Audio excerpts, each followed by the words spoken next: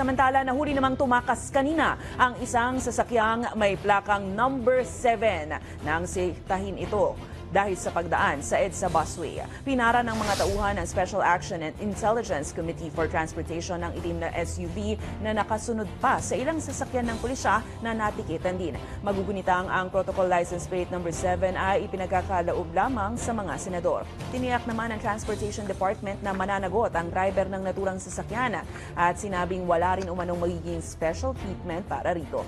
Samantala, nakahandang maglabas ng show cause order ang Land Transportation Office sa may-ari ng SUV at maging sa driver na dumaan sa EDSA busway kanina. Pagpapaliwanagin sa opisina ng LTO ang may-ari ng sasakyan at maging ang nagmamaneho nito.